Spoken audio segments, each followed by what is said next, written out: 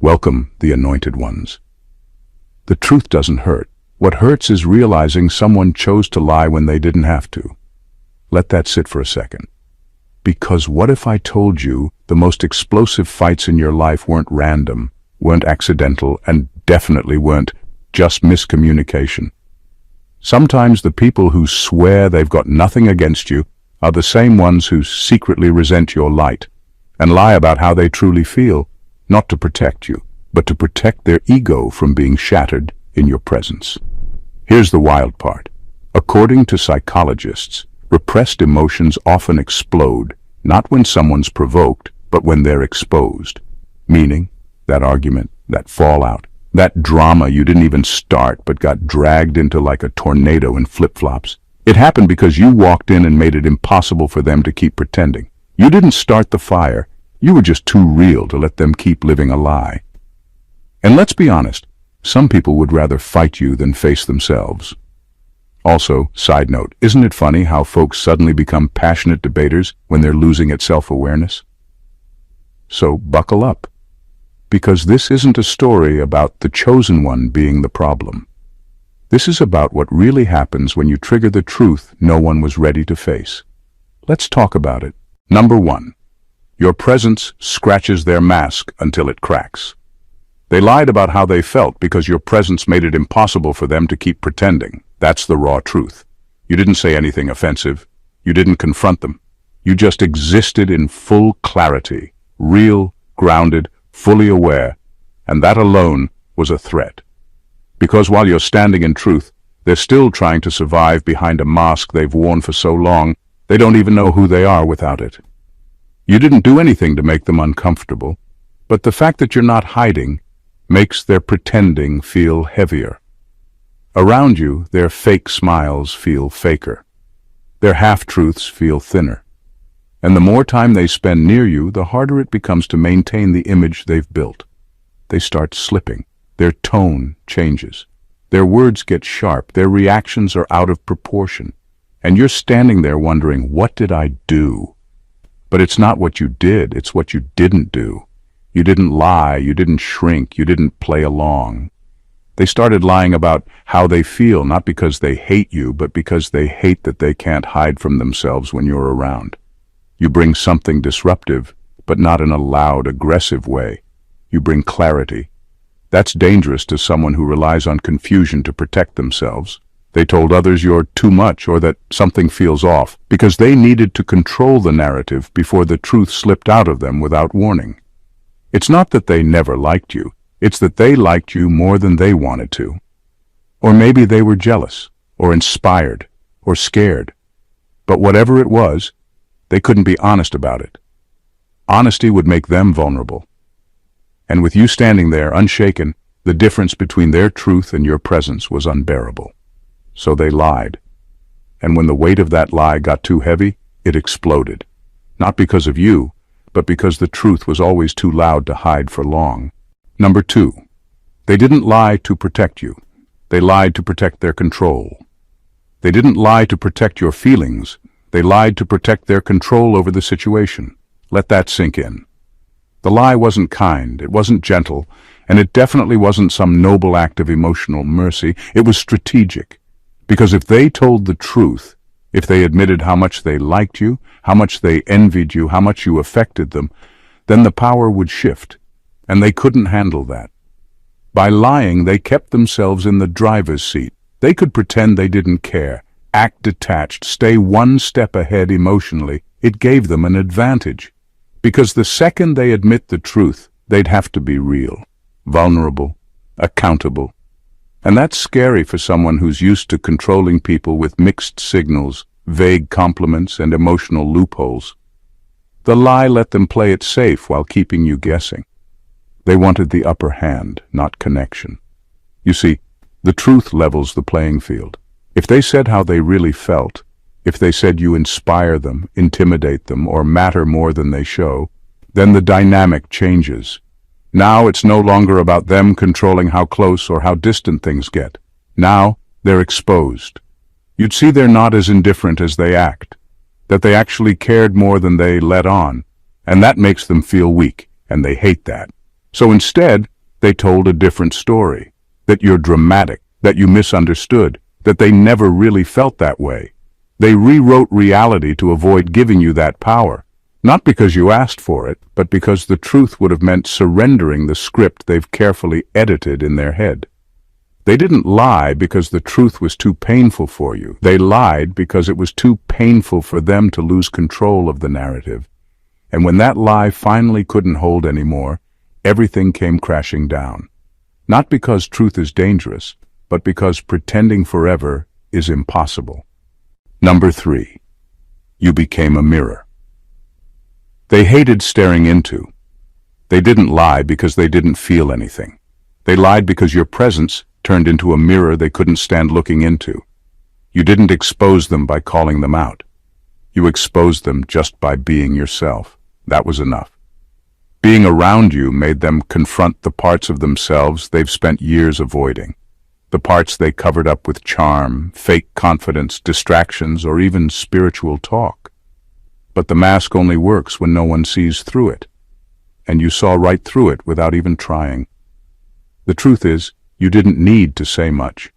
You just showed up with self-awareness, honesty, and clarity, and it unsettled them. Not because you did anything wrong, but because you stood so fully in who you are that it highlighted how much they were hiding from who they are. That's why they got weird.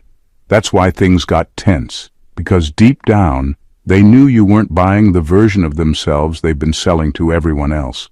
It wasn't hatred, it was discomfort. You reminded them of everything they still haven't dealt with. Insecurity, jealousy, guilt, fear. All of it started creeping up whenever you were around. They started to feel exposed even if no one said a word. And instead of dealing with that discomfort, they tried to shift the energy by lying. Lying about how they feel. Lying about your intentions. Lying to others about you so they wouldn't have to sit with what you reflect back at them. You weren't their enemy. You were their mirror. And mirrors don't lie, but they do show what's really there. That's what made you a threat.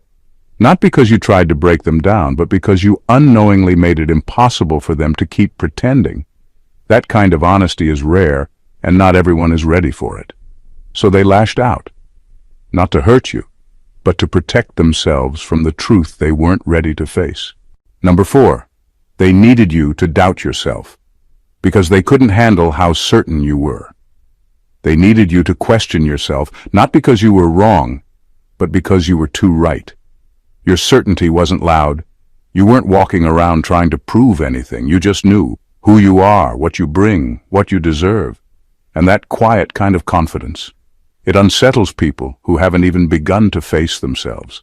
They couldn't match your clarity, so they started planting seeds of doubt. Subtle digs, shifting tones, backhanded compliments. All those little moments designed to make you second-guess what you already knew. Not because you did anything to them, but because your presence made them painfully aware of how ungrounded they were. It's like your peace highlighted their chaos, and instead of taking it as a wake-up call, they took it as a threat. To someone who's constantly performing or unsure of who they are, your alignment feels like judgment, even if you never judged them. You didn't throw your certainty in their face, but just being sure of yourself, just standing in truth without over-explaining was too much for them, because people who live in confusion need others to live there too. That's how they feel safe, so they tried to destabilize you. Not with a full attack, but with little emotional manipulations meant to shake your foundation. Because if they could get you to question yourself, they'd feel more in control. It wasn't about facts, it was about balance of power. And power scares people who don't know how to handle their own. What they didn't expect was that you'd feel the tension and still stay rooted, that you wouldn't collapse under their confusion. You held your ground, and that drove them mad. Not because you were wrong, but because they couldn't make you feel wrong. In the end, it was never about your confidence being a problem. It was about them not being ready to meet you at that level. So they tried to drag you down, just to feel less lost next to you. Number 5. They wanted access without accountability. They wanted the benefit of your presence without the burden of respecting it. They enjoyed the way you made them feel, safe, inspired, understood, but they didn't want to do the real work that comes with earning a space in your life. So instead of showing up fully and honestly, they played both sides. They gave just enough to keep you close, but never enough to make it clear where they stood. That wasn't confusion. That was strategy. They knew your energy was rare. It wasn't something they felt around just anyone. But rather than admit that and step up, they chose to stay in the gray zone, where they could enjoy the benefits of your presence without taking any of the risks. Risk of vulnerability, risk of growth, risk of being truly seen and having to show up with emotional consistency, because being around you meant being seen, and that terrified them. You didn't accept surface-level connection. You didn't respond to mixed signals. You created a space where truth was expected. And the truth is, they didn't know how to meet that. Not because they didn't want to, but because they weren't ready to be that accountable. Not to you, and definitely not to themselves. So they lied. Lied about how they felt. Lied about what they wanted. Lied about what you meant to them. Not because those feelings weren't real, but because admitting them would mean actually treating you like you mattered. And once someone admits that, the pressure to act right gets real. And they weren't prepared for that kind of honesty. They didn't want to lose you, but they didn't want to do what it takes to keep you either. So they tried to stay in the middle, close enough to feel you, but distant enough to avoid being held responsible for how they treated you. And when that in-between space collapsed, as it always does, they blamed the fallout on misunderstandings, instead of owning the fact that they just weren't built for the truth your presence required. Number 6. The fight was the eruption of what they could no longer suppress. The fight didn't come out of nowhere. It wasn't about that one comment or that one moment or even that one day. The truth is, it had been building for a long time, in them. The tension, the resentment, the unspoken feelings they refused to admit, even to themselves. You just happened to be the closest one when the dam finally broke. You didn't start anything. You didn't provoke them. You were just being yourself, moving in your truth, saying things plainly, existing without a filter. But for someone who's been burying emotions, avoiding hard truths, and pretending everything's fine, your presence felt like pressure. Not because you were aggressive, but because you didn't give them the space to keep faking it. You unknowingly stood too close to the lie they were trying to protect. The fight was never about what was said. It was about everything they had suppressed up until that point. Jealousy they never admitted, feelings they never expressed, guilt they never faced. You didn't create the fire. You just happened to be holding the match when everything they'd been hiding finally hit its limit. And instead of sitting with it, they threw it all on you like it was your fault. What they didn't realize is that this kind of emotional explosion doesn't happen unless someone's been lying to themselves for a while. And the scariest part? You didn't even ask for the truth. They just couldn't keep it in anymore. The weight of pretending finally became heavier than the fear of being exposed. That outburst wasn't you pushing buttons. It was them being unable to keep their mask on in front of someone who sees clearly. They cracked because you represented clarity, and clarity doesn't mix well with buried emotion.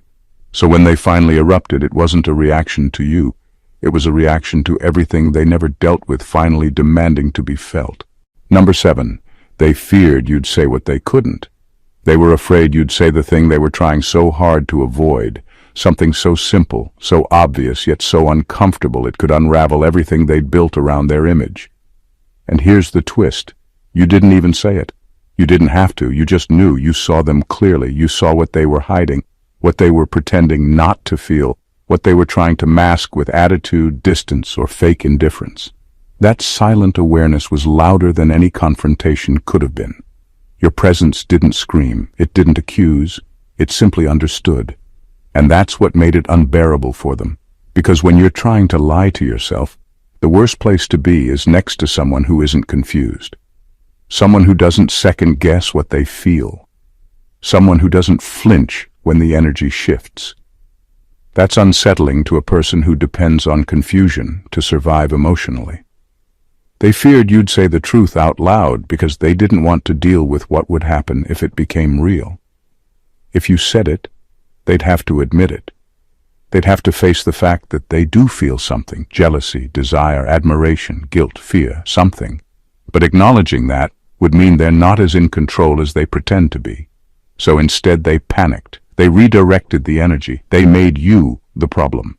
Because it was easier to blame you than to sit with the fact that someone finally saw past their act. You weren't trying to ruin anything. You were just being honest, sometimes without even speaking. That kind of presence is rare, and for people who are used to hiding, it's terrifying. Because deep down they knew, if you opened your mouth and said what they've been hiding, it would all fall apart. Their story, their excuses, their false sense of control, and they weren't ready for that kind of truth. So they fought you for seeing them, not because they hated it, but because they couldn't handle the freedom that kind of truth demands. Number 8. They lied because the truth would have exposed their powerlessness. They lied because telling the truth would have meant admitting just how much you mattered to them, and that scared them more than anything. Not because you were unsafe, but because they weren't in control. To say they loved you, admired you, or even envied you would have exposed a vulnerability they didn't know how to handle. It would have revealed the power you had over their emotions, and for someone who thrives on staying guarded, that's terrifying. They weren't ready to be that honest, not with you, not with themselves. Because the second they told the truth, they'd have to admit that your presence affected them deeply, maybe more than they wanted it to.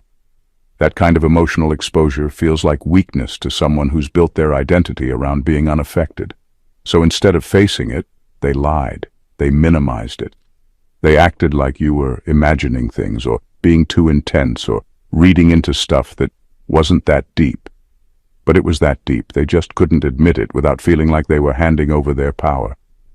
And if they said it out loud, how much they cared, how much they noticed, how much you shifted something in them, they'd feel emotionally dependent. That scares people who don't know how to sit in real connection without needing to control it. So instead they flipped it. They turned it into resistance. They pulled away, started arguments, acted like you were the one causing drama. But the truth is they were fighting themselves, not you. You just got caught in the middle of the war between what they felt and what they were willing to admit. And when you saw through the lie, when you called it, or even just looked at them like you knew, that's when they really panicked. Because being seen in that way stripped away every illusion of control they had. And in that moment, all they could do was deflect, deny, and pretend it was you who went too far, when really they were just terrified of how far the truth would have taken them. Number 9. You disrupted the delusion they lived in. They had built a whole world in their mind where they were always right, whether as the victim, the hero, or the martyr. In that story, every flaw was someone else's fault, every mistake was justified, and every feeling was carefully edited to protect their self-image. Your presence didn't just challenge them, it completely disrupted the carefully constructed narrative they clung to. You weren't a supporting character in their drama, you were a wild card who refused to play along. Because you existed outside their script, they couldn't let the real story stand. If they admitted how they really felt or what they really thought about you, it would mean admitting they weren't perfect. It would mean losing control of the story that made them feel safe. So instead, they rewrote the truth. They twisted your actions and words into something that fit their version of reality. They painted you as the troublemaker, the one who misunderstood, the one who caused problems where none existed. This wasn't just about avoiding conflict, it was about preserving their comfort zone. Holding on to a lie felt safer than facing a truth that would force them to change. Their version of reality let them avoid responsibility, ignore their own flaws, and keep their emotional walls intact. But because your authenticity wouldn't allow their illusion to hold, that world began to crack. When the truth tries to break through a delusion, it causes chaos. The more they tried to maintain their story, the more unstable it became. Their lies piled up, their defenses grew desperate, and eventually the entire facade collapsed under the weight of reality. And in that collapse they lashed out, because losing the story meant losing their sense of control. And that feels like losing themselves. You didn't create the delusion, but by simply being real, you became the force that made it impossible to keep living in it. And that's why the fight happened, not because you were wrong, but because they were terrified of being wrong about themselves. Number 10. They didn't want to lose you. They wanted you small enough to stay. They didn't want to lose you, but they were terrified of what losing control over you would mean. Loving you wasn't simple or pure. It was tangled up with fear and insecurity. The truth is, they wanted you close, but only on their terms. They wanted you small enough to fit inside the limits they set, so you'd stay within their reach without growing too powerful, too independent, or too certain of yourself. Their lies weren't always about hatred or rejection. Sometimes those lies were warped attempts at holding on to something they couldn't fully understand or handle. Affection mixed with a desperate need for control. They feared that if you truly saw yourself fully and clearly, you'd realize you didn't need them the way they thought you did. And that scared them more than anything. So instead of honest love, they gave you confusion, mixed signals, half-truths, silent treatments. They fought to keep you off balance because a confused you is easier to hold on to than a free, fully alive you. They wanted to trap you in the uncertainty so they could keep the illusion that you still needed them, that you still belonged to them in some way. This kind of twisted affection is painful because it traps both people in a cycle of fear and control disguised as care. You weren't the problem. They just didn't know how to love without losing their grip. So they lied to themselves and to you, hoping that if they kept you uncertain, they'd never have to face the truth, that loving you meant letting go. In the end, the fight was about this struggle. Their fear of losing you versus their fear of losing control. They wanted you close, but they couldn't bear the thought of you being truly free. And that's why everything became so messy, so explosive, and so heartbreaking. Number 11. They couldn't admit they were intimidated, so they masked it as anger. The fight wasn't really about you. It was about them battling a fear they couldn't admit even to themselves. They were intimidated, plain and simple.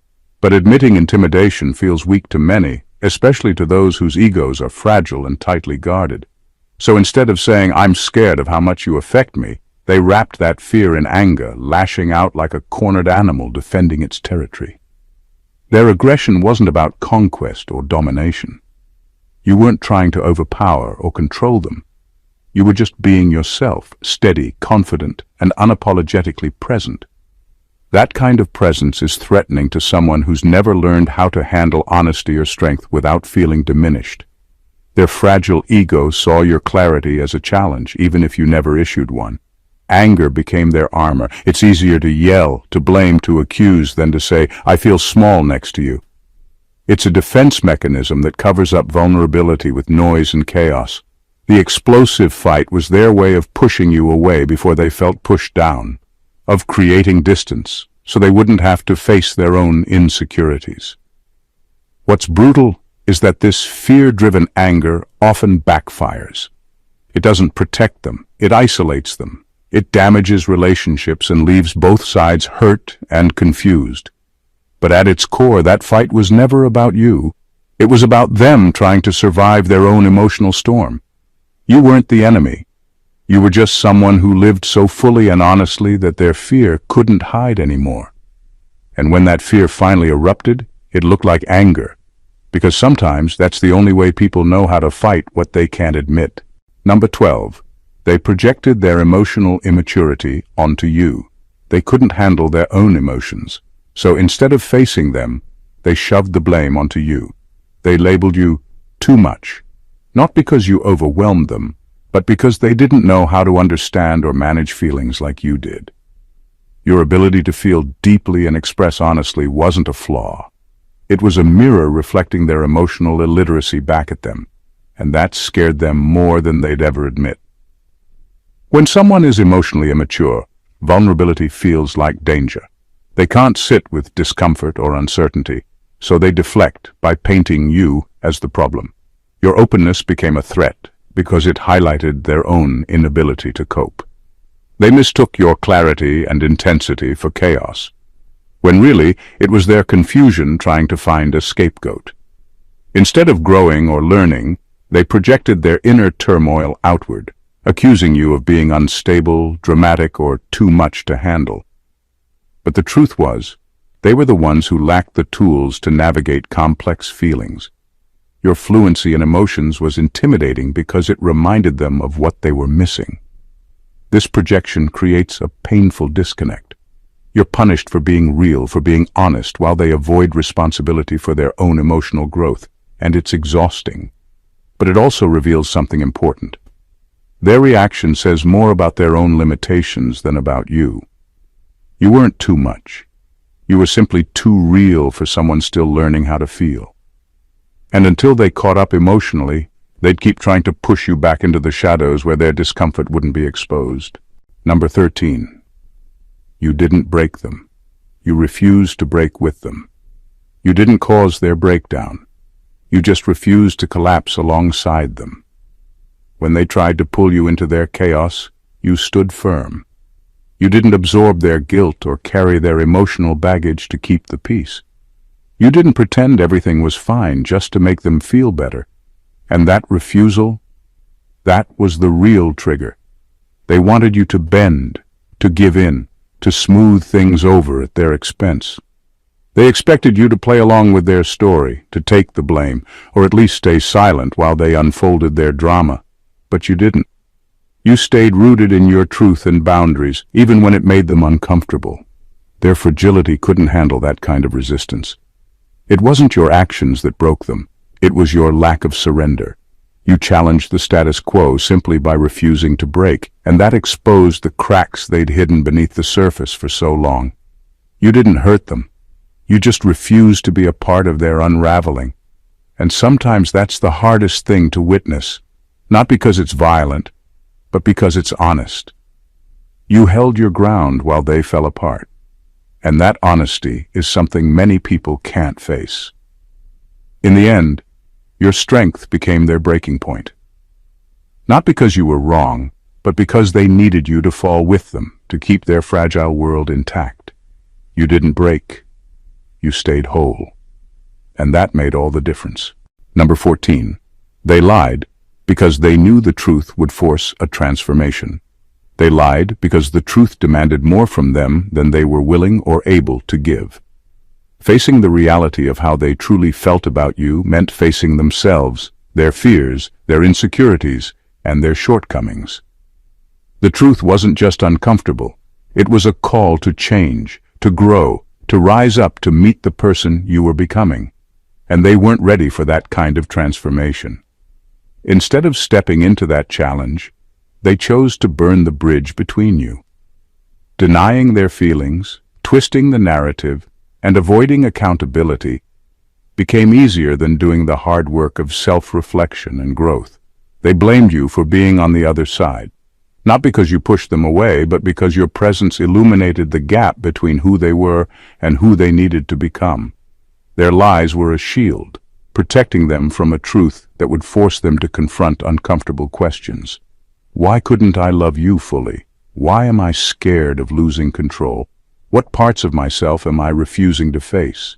Those questions demand courage, and they simply weren't prepared to be brave enough. So instead of transforming, they chose destruction. They fractured the connection to keep themselves safe from the vulnerability and effort required to meet you where you were. Their denial was a desperate attempt to maintain a version of themselves that didn't include the risks and growth your truth demanded. The real tragedy isn't the lie itself. It's the lost potential for something real and deep because fear won the battle. They weren't ready to rise, so they took the easy way out, blaming you for standing strong and expecting the honesty and growth they couldn't yet embrace. In the end, the explosive fight wasn't about you. It was about everything they couldn't face within themselves. Their lies, their fears, their need to control, and their refusal to grow were battles fought far from your influence. Yet your presence became the undeniable mirror reflecting their truth back at them. You didn't break them. You simply stood unshaken, exposing the cracks they worked so hard to hide. And that's the real power you hold, the power to be authentic, to demand honesty, and to refuse the false comfort of illusions. Sometimes the hardest fights aren't about winning or losing. They're about refusing to shrink so others can feel safe. And while they struggled to keep you small, you chose to rise, unapologetically, fully, and fiercely. That kind of courage changes everything. It shakes the foundations of old stories and forces real transformation, even if it means burning bridges along the way. Because some truths aren't meant to be hidden, they're meant to set us free. If this resonated with you, don't forget to hit that subscribe button and join the community where we unpack real, raw truths that most won't touch. Like the video, if it shook something inside you, drop a comment to share your story or thoughts. Your voice matters here. And if you know someone who needs to hear this, go ahead and share it with them. Let's keep the conversation real and the energy powerful. Thanks for being here. God bless you.